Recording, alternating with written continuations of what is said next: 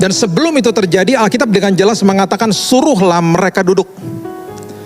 Sebelum menerima multiplikasi, sebelum menerima jawaban, sebelum menerima apapun daripada Tuhan yang kita sudah minta dari Tuhan, rest in Him.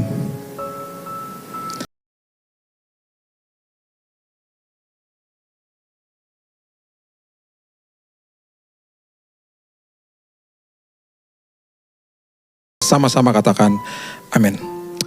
Oke, Bapak Ibu yang dikasihi Tuhan, pada hari ini kita akan membahas tentang mujizat 5 roti dan 2 ikan. 5 roti dan 2 ikan adalah mujizat yang tertulis di dalam 4 kitab Injil. Matius, Markus, Lukas, ya, dan Yohanes. Dari 4 kitab Injil ini, 3-nya berbentuk sinoptik. Jadi Matius, Markus, dan Lukas itu adalah synoptic gospel. Synoptic gospel adalah berarti Injil yang serupa. Ya, itu dinamakan synoptic gospel. Kemudian Yohanes adalah satu-satunya kitab Injil yang bukan sinoptik.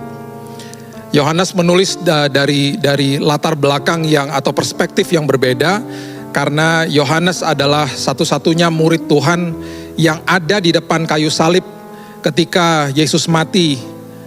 Dan ketika saat itu sebelum Yesus mati di kayu salib, Yesus sempat menitipkan ibunya kepada Yohanes. Jadi Yohanes melihat sendiri karya kasih yang luar biasa di depan matanya.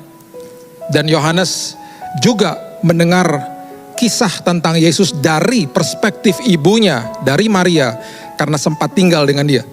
Oleh sebab itu, kitab Yohanes dimulai dengan sebuah pernyataan yang terjadi sebelum proses kreasi. Pada mulanya adalah firman dan firman adalah Allah. Yohanes menjelaskan tentang kasih. Yohanes menjelaskan tentang betapa hebat dan dalamnya kasih Kristus dalam hidup ini. Makanya dia menulis Yohanes 3 ayat 16, ayat yang sangat populer dalam kehidupan orang-orang Kristen dan juga bagi orang-orang yang belum percaya. Itu sebabnya ada detail-detail yang ditulis oleh Yohanes dari perspektifnya dia yang patut dilihat dan dibaca dan diteliti. Kisah atau mujizat 5 roti dan 2 ikan adalah mujizat yang ditulis di 4 kitab ini, dan supaya kita mendapatkan gambaran yang detail, kita akan buka satu persatu beberapa ayat dari 4 kitab Injil ini supaya Bapak Ibu bisa mengerti dengan baik dan benar. Ada sebuah backstory atau cerita yang luar biasa yang kita bisa ambil hikmatnya supaya kita bisa menghidupi hidup ini dengan kemenangan. Markus pasalnya yang ke-6, dimulai dari ayat yang ke-30. Ini pertama kali murid-murid disebut rasul. Pertama kali murid-murid disebut rasul karena mereka baru saja pulang dari penginjilan. Penginjilan yang luar biasa di mana mereka mengusir setan, menyembuhkan orang sakit karena mereka diberikan kuasa oleh Yesus sendiri, ya. Jadi waktu mereka pulang, mereka disebutnya rasul karena rasul adalah the sent one. Ya, orang-orang yang sudah dikirim untuk penginjilan pada saat itu. Itu sebabnya Markus 6 ayat 30 dikatakan kemudian rasul-rasul itu kembali berkumpul dengan Yesus dan memberitahukan kepadanya semua yang mereka kerjakan dan ajarkan. Jadi mereka baru kembali dari mission trip. Mereka letih, mereka lelah, dan mereka mau memberikan laporan kepada Yesus. Itu kisahnya. Kemudian ayat 31, lalu ia berkata, Yesus berkata kepada mereka, marilah kita ke tempat sunyi supaya kita sendirian dan beristirahatlah seketika. Sebab memang begitu banyaknya orang yang datang dan yang pergi, sehingga makan pun mereka tidak sempat. Jadi saat itu Yesus tahu bahwa mereka letih. Yesus tahu bahwa mereka memerlukan waktu sendiri. Yesus mengajak mereka untuk menyendiri. Ya, mengajak mereka untuk menyendiri. Kemudian dikatakan di ayat yang ke-32, maka berangkatlah mereka untuk mengasingkan diri dengan perahu ke tempat yang sunyi. Ke tempat yang sunyi. Tempat yang sunyi itu di mana? Ya, kalau nanti Bapak Ibu buka di Lukas pasalnya yang ke-9 ayatnya yang ke-10, tempat itu bernama Betsaida. Kenapa saya sebutkan Betsaida? Karena ada kisah yang harus kita bahas, yang akan menunjang fakta ini. Betapa pentingnya kalau kita mengerti satu persatu supaya kita tahu dengan jelas dan teliti apa yang terjadi pada saat itu. Ya, Betsaida. Jadi kita harus tahu Yesus mengajak mereka ke Betsaida. Tetapi pada waktu mereka bertolak, ya, banyak orang melihat mereka dan mengetahui tujuan mereka. Jadi bocor nih. Ya, mereka mau bertolak ke Betsaida, beritanya bocor ke orang-orang yang ada di sekitar situ. Ya, dengan mengambil jalan darat, segeralah datang orang dari semua kota ke tempat itu sehingga mendahului mereka. Mendahului mereka, ya pastinya nggak ada mobil, ya. Nggak tahu naik kuda, naik keledai, berlari dan lain sebagainya. Mereka mendahului rombongan Yesus dan murid-muridnya ini. Ya, karena mereka selalu ingin mendapatkan pesan dan ingin mendapatkan mujizat dari Yesus. Begitu populernya dia saat itu. Ya. Ayat 34, ketika Yesus mendarat, dan ini kisahnya sudah sampai di Betsaida ya. Ia melihat sejumlah besar orang banyak. Maka tergeraklah hatinya oleh belas kasihan kepada mereka, seperti biasa selalu dia tergerak oleh belas kasihan. Karena mereka seperti domba yang tidak mempunyai gembala. Lalu mulailah ia mengajarkan banyak hal kepada mereka. Jadi yang tadinya waktu yang harusnya bersama-sama dengan murid-muridnya sedikit tertunda. Ya, sedikit tertunda. Jadi akhirnya Yesus mengajar, dan perlu kita perhatikan dan jangan lupa murid-murid ini dalam kondisi yang letih, yang lesu dan belum makan. Belum makan. Oke. Pada waktu hari sudah mulai malam, ayat 35, datanglah murid-muridnya kepadanya, kepada Yesus. Mau ngapain? Kasih kode sama Yesus. Kasih kode ngapain? Pengen pulang. Tapi dengan cara yang halus. Mereka bilang begini, dan berkata, tempat ini sunyi dan hari sudah mulai malam. Suruhlah orang-orang itu, orang yang banyak itu, suruhlah mereka pergi. Suruhlah mereka pulang. Supaya mereka dapat membeli makanan di desa-desa dan di kampung-kampung sekitar ini. Suruh mereka pulang karena mumpung warung-warung, toko roti masih buka. Supaya mereka bisa makan on the way home. Supaya mereka bisa makan dalam perjalanan pulang. Kalau menurut saya, mereka kasih kode sama Yesus supaya membubarkan kelompok itu, karena mereka juga mau makan. Mereka juga kelaparan, mereka capek dan letih. Saya suka ayat yang ke-37 ini. Mujizat 5 roti dan 2 ikan. Perhatikan ini baik-baik dan catat ini baik-baik. Mujizat 5 roti dan 2 ikan. Dimulai dari ayat 37. Ayat itu berbunyi begini. Tetapi jawab Yesus, ya, jawabnya, kamu, dia katakan kepada murid-muridnya yang tadinya kasih kode sama dia suruh mau pulang, suruh mereka bubar. Dia katakan kamu harus, ini dia kata kuncinya, memberi mereka makan. Kata mereka kepadanya, jadi haruskah kami membeli roti seharga 200 dinar untuk memberi mereka makan? Siapakah murid yang mengatakan hal itu? Sebentar kita bahas. Jadi mujizat 5 roti dan 2 ikan dimulai dengan kata memberi. Mujizat multiplikasi terjadi dengan kata memberi. Memberi dalam kondisi yang sangat letih, memberi dalam kondisi yang dalam tanda kutip berkekurangan karena mereka juga lapar, harus kasih orang makan. Itu yang terjadi. Dan kemudian ada murid yang mengatakan, jadi haruskah kami membeli roti seharga 200 dinar untuk memberi mereka makan? Siapakah murid ini? Itu sebabnya kita harus melihat semua kitab, supaya kita dapat gambaran yang detail tentang siapakah dan bagaimanakah terjadi peristiwa-peristiwa ini. Ya. Yohanes pasalnya yang ke-6. Sekarang kita buka kitab Yohanes pasalnya yang ke-6. Ayat 4 dan ayat 5 mengatakan, dan Paskah hari raya orang Yahudi sudah dekat, ketika Yesus memandang sekelilingnya dan melihat bahwa orang banyak berbondong-bondong datang kepadanya, berkatalah ia kepada Filipus. Ya, berkatalah ia kepada Filipus. Kenapa Filipus? Kenapa Filipus? Dia tanya gini, di manakah kita akan membeli roti supaya mereka ini dapat makan? Ya, nanti kita kembali kepada tadi yang saya tanya di sebelum ini. Siapakah murid yang tadi bicara itu di Markus?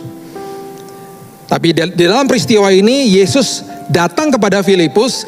Dia katakan dalam bahasa Indonesia sehari-hari, mungkin tempat mana atau warung mana atau restoran mana yang masih buka, yang bisa kasih makan orang sebanyak begini. Kenapa dia tanya sama Filipus? Karena Filipus berasal dari Betsaida. Lukas mengatakan peristiwa ini atau Yesus mengasingkan dirinya ke Betsaida. Yesus bertanya kepada muridnya yang berasal dari Betsaida. Kalau saya mau tanya tempat roti yang enak di Surabaya, saya harus tanya sama orang lokal. Betul atau betul? Kalau saya mau bertanya tempat roti yang enak di Sawangan, saya harus tanya sama Parisa Solihin, karena orang lokal. Betul atau betul? Jadi Yesus tanya sama Filipus, orang lokal, di mana bisa beli roti, di mana warung yang masih buka, di mana tempat yang bisa kasih makan orang sebanyak ini. Itu sebabnya ya Filipus akhirnya menjawab dengan sebuah pertanyaan atau sebuah pernyataan, maksud saya, yang sangat-sangat penuh dengan keraguan. Yohanes pasal yang ke-6 ayat yang ke-6 dikatakan begini, hal itu dikatakan Yesus, ya dikatakan Yesus, dikatakannya untuk mencobai dia, untuk menguji Filipus. Sebab ia sendiri tahu apa yang hendak dilakukannya, Yesus juga tahu apa yang harus dilakukan, cuman dia menguji. Itu sebabnya saya sangat suka dengan kisah-kisah di Perjanjian Baru ketika ada orang-orang sakit datang kepada Yesus. Ketika mereka datang kepada Yesus, mereka minta kesembuhan. Apakah Yesus tahu mereka butuh apa? Jelas Yesus tahu. Tapi seringkali Yesus bertanya kembali kepada mereka, apakah yang kamu mau aku lakukan untukmu? Apakah yang kamu mau aku lakukan untukmu? Dan selalu mereka katakan, kami mau sembuh Tuhan. Kami mau sembuh Tuhan. Dan selalu dijawab ulang sama Yesus dan dibalikin sama Yesus, terjadilah sesuai dengan imanmu. Terjadilah sesuai dengan imanmu. Yesus tahu dia harus bagaimana, harus berbuat apa. Dia menguji imannya Filipus. Dan akhirnya ini kalimatnya di Yohanes 6 ayat 7. Murid yang mengatakan hal itu adalah Filipus. Jawab Filipus kepadanya, roti seharga 200 dinar tidak akan cukup untuk mereka ini sekalipun masing-masing mendapat sepotong kecil saja. Ya. Filipus ini melihat bahwa masalah terlalu besar. Filipus melihat masalah terlalu besar. Selalu ada dua perspektif di dalam manusia melihat masalah. Jelas kita akan lihat masalah terlalu besar. Kemudian ada perspektif yang berikutnya. Ya, Yohanes 6 ayat 8 dan 9 ini berbicara soal Andreas. Tadi Filipus, sekarang Andreas. Yohanes 6 ayat 8 dan 9 dikatakan seorang dari murid-muridnya yaitu Andreas, saudara Simon Petrus, berkata kepada Yesus, berkata kepadanya, di sini ada seorang anak yang mempunyai 5 roti jelai dan 2 ikan. Tetapi apakah artinya itu untuk orang sebanyak ini? Andreas di dalam perspektif melihat masalah, dia melihat bahwa apa yang dia miliki nggak cukup. Itu dua perspektif yang selalu terjadi sama manusia. Terjadi sama saya juga sebagai manusia. Kalau lihat masalah, lihat masalahnya begitu besar, dan kemudian lihat diri sendiri, ciut. Aduh, aku nggak bisa nih. Itu sebabnya 10 pengintai dari 12 pengintai nggak boleh masuk ke tanah perjanjian. Karena mereka katakan apa? Mereka katakan itu bangsa yang besar, itu bangsa yang raksasa, dan kami melihat diri kami seperti belalang. Mereka melihat masalah besar dan mereka menilai dirinya sendiri tidak bisa, tidak sanggup. Dan akhirnya mereka tidak bisa masuk tanah perjanjian. Itulah perspektif yang sedang diajarkan di dalam peristiwa ini kepada kita semuanya. Kerap kali sebagai manusia kita melihat masalah besar dan kita melihat kapasitas kita tidak cukup, tidak bisa. Saya tidak memiliki kapasitas untuk menghadapi masalah ini. Ini yang kita mau belajar pada hari ini. Saya mau ajak Bapak Ibu yang terkasih untuk membuka, kita mundur sedikit ke 2 Raja-Raja, pasalnya yang keempat, ayat yang pertama sampai ayat yang ke-6. Kisah yang mungkin sering kali kita baca dan kita pelajari. Bagi yang dulu pernah bertumbuh di sekolah minggu, saya mengingat bahwa ini kisah sering kali diceritakan dalam bentuk gambar-gambar gitu ya. 2 Raja-Raja 4 ayat yang pertama mengatakan, salah seorang dari istri-istri para nabi mengadukan halnya kepada Elisa sambil berseru, hambamu, suamiku sudah mati dan engkau ini tahu bahwa hambamu itu takut akan Tuhan. Tetapi sekarang penagih hutang sudah datang untuk mengambil kedua orang anakku menjadi budaknya. Ini kondisi mereka, ini masalah mereka. Ya, terlibat hutang dan udah nggak bisa bayar.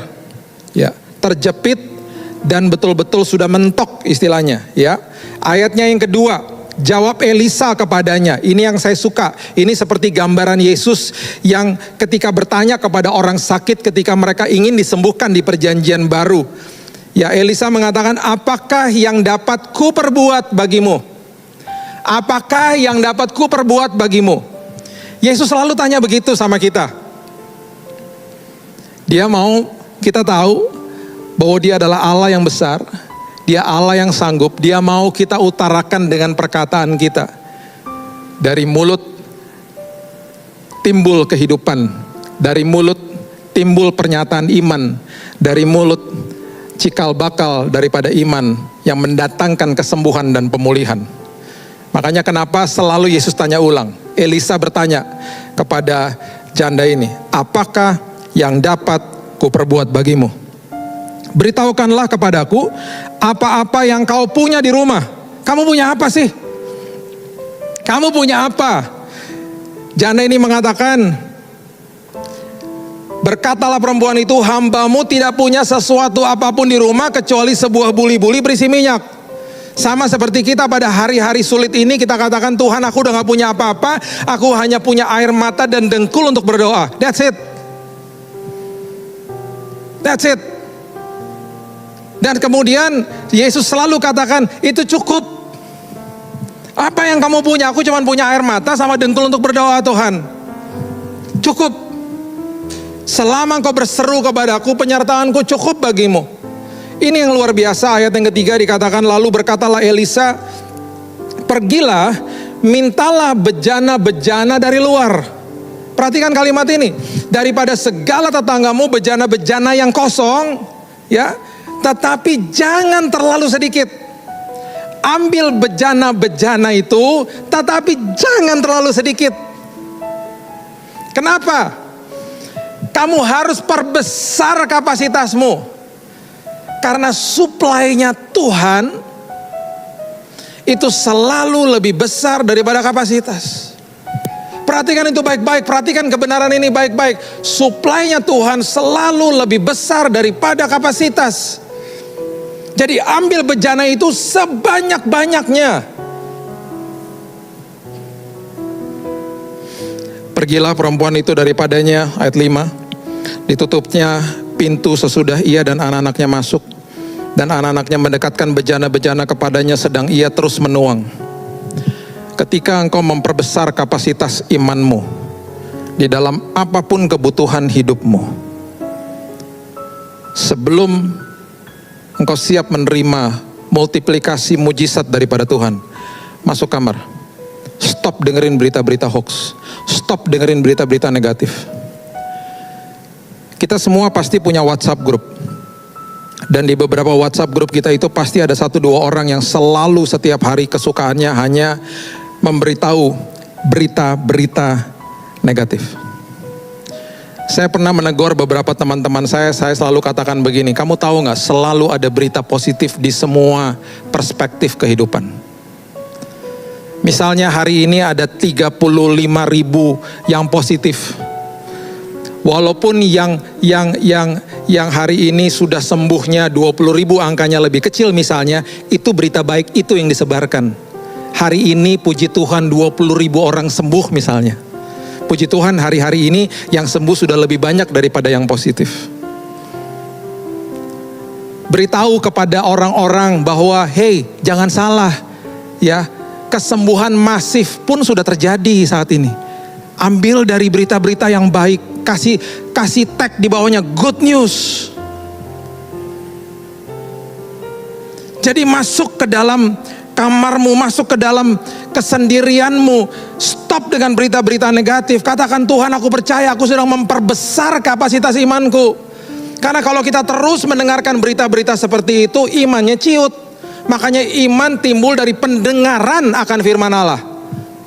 Makin terus mendengar firman Allah, makin tumbuh dan makin teguh imannya.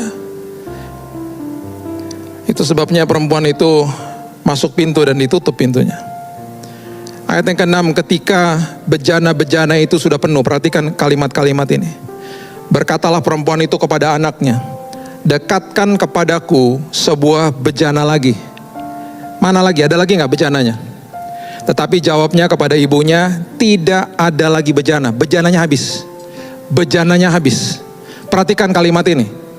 Lalu berhentilah minyak itu mengalir.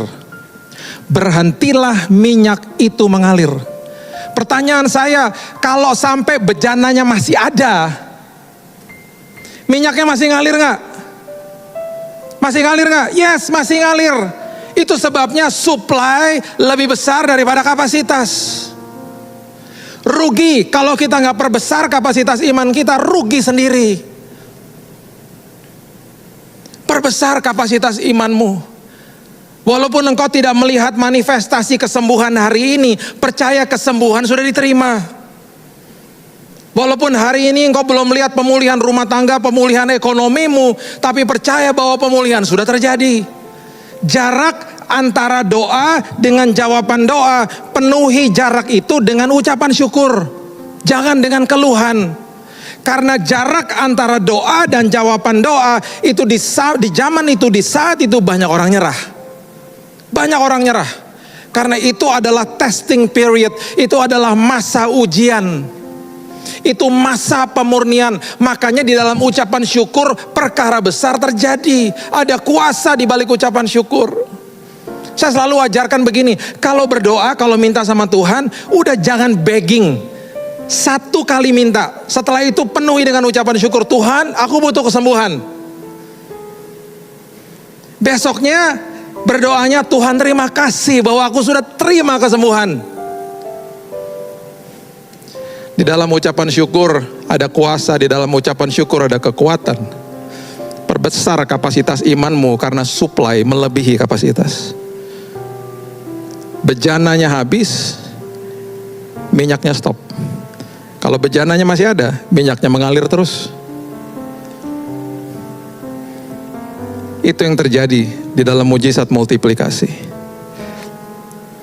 Kita lanjutkan di Yohanes pasal yang ke-6, ayatnya yang ke-10, firman Tuhan katakan begini. Kata Yesus, suruhlah orang-orang itu duduk. Suruh mereka duduk. Adapun di tempat itu banyak rumput, maka duduklah orang-orang itu, kira-kira 5.000 laki-laki banyaknya. Perhatikan ini baik-baik. Mujizat 5 roti dan 2 ikan bukan memberi makan 5.000 orang. Memberi makan 5.000 laki-laki. Dan saat itu sensus yang diadakan oleh bangsa Yahudi pada saat itu selalu yang dimunculkan adalah angka kepala rumah tangga, yaitu pria. Kalau rata-rata pada saat itu memang kisaran antara 2 sampai 3 anak dengan seorang istri, itu bisa kita bicara kisaran 20 sampai 25.000 orang yang ada pada saat itu. Ini bukan kasih makan 5.000 orang, ini kasih makan 20.000 plus orang saat itu. Dan sebelum itu terjadi, Alkitab dengan jelas mengatakan suruhlah mereka duduk.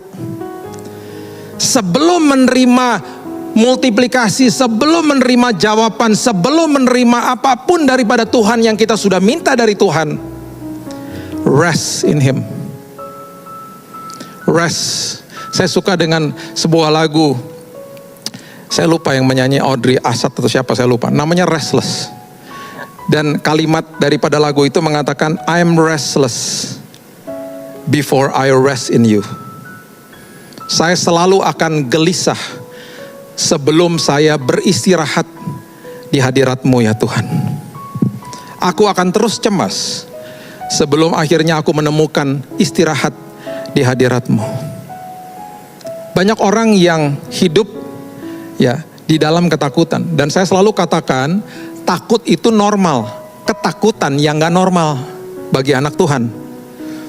Takut itu biasa, semua manusia pasti mengalami takut dan itu normal karena kita punya perasaan. Tapi kalau hidup di dalam ketakutan itu gak normal, itu namanya berarti tidak mengerti firman. Itu sebabnya ketika sudah bilang sama Tuhan, sudah katakan kepada Tuhan, sudah minta sama Tuhan, setelah itu rest. Serahkan. Mujizat multiplikasi dimulai dengan kata berikan. Ini gak sekedar bicara, ini seringkali dikutip bicara, oh kita harus memberi kita bicara dalam konteks uang, bukan itu saja, bukan. Ini dalam semua aspek kehidupan, sampai-sampai kecemasan, keraguan kita pun ketika kita berikan dan serahkan kepada Tuhan, terjadi multiplikasi damai, terjadi multiplikasi sukacita, terjadi multiplikasi hikmat. Katanya cuma satu kata kuncinya, berikan. Setelah itu multiplikasi terjadi di semua aspek kehidupan. Itu yang dimaksud sama Yesus rest. Kasih aja. Tapi kebutuhanku gimana Tuhan? Mereka kan lagi lapar, murid-muridnya. Kebutuhanku gimana Tuhan? Tuhan memilih waktu yang paling tepat ketika engkau sudah gak bisa kasih, disuruh kasih sama Tuhan. Itulah dia. Karena dia mau memberi contoh kepada mereka. Dan yang sangat luar biasa, yang membuat saya sampai merinding ketika baca ini. Ini adalah di ayat yang terakhir dikatakan di Matius pasalnya yang ke-14. Ayatnya yang ke-19. Firman Tuhan katakan begini. Lalu disuruh Yesus. Orang banyak itu duduk di rumput. Dan setelah diambilnya 5 roti dan 2 ikan itu, Yesus menengadah ke langit dan mengucapkan berkat, lalu memecah-mecahkan roti dan memberikannya kepada siapa? Murid-muridnya. Memberikan kepada murid-muridnya. Lalu apa yang terjadi? Murid-muridnya membagi-bagikannya kepada orang banyak. Murid-muridnya membagi-bagikannya kepada orang banyak. Catat ini baik-baik. Catat kebenaran ini baik-baik. Mujizat 5 roti dan 2 ikan terjadi di tangan murid-murid. Mujizat 5 roti dan 2 ikan terjadi di tangan murid-murid. Di situ pasti mereka dengan tangisan, mungkin mereka dengan terkejut. Mereka yang tadinya di awal sudah mungkin mengeluh karena aduh lapar Tuhan, suruh ngurusin lagi orang-orang sebanyak ini. Yesus katakan berikan. Kamu gak tahu sebentar lagi kamu akan mengalami sebuah mujizat di tanganmu. Aku lagi ngajari kamu sesuatu prinsip yang luar biasa, prinsip kerajaan.